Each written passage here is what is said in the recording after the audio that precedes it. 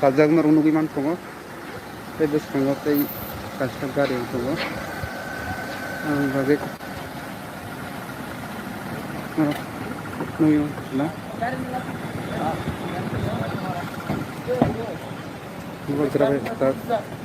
একটু টানো গাড়িটা গাড়িটা একটু সামনে নিয়ে আসো গেট বন্ধ করতে হবে। ये तो वो कमेंट कर ठीक है बस वो गेट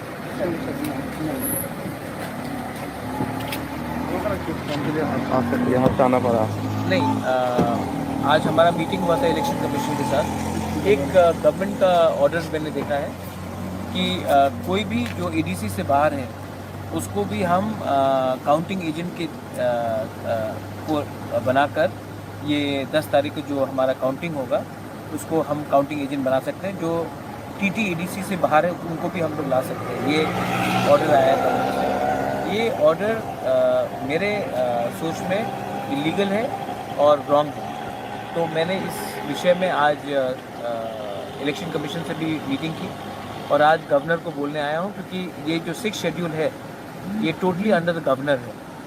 एंड गवर्नर को भी मैंने ये बात बताया है कि ये जो हो रहा है, मैंने लीगल ओपिनियन लिया है, दिल्ली से लीगल ओपिनियन लिया है, बॉम्बे से लिया है, कलकत्ता से लिया है, गुवाहाटी से लिया है और सबकी लीगल व्यू में ये इलीगल ऑर्डर है, क्योंकि ये जो 6 शेड्यूल है टीटीएडीसी का उसकी ऑटोनॉमी को सुपरसीड करता है और ये कम्प्लीटली अगेंस्ट द नॉर्म्स।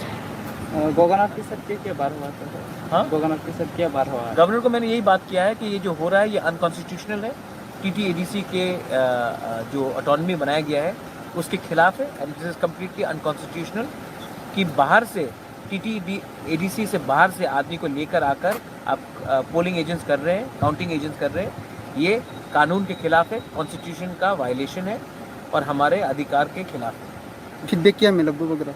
उन्होंने कहा कि वो बात करेंगे और वो उन्होंने ये भी कहा है कि वो बुलाएंगे state election commission chairman. Thank you. नोरा नुगु जमा खाना सिन वगैरह इस तरह कौन सा माला खाई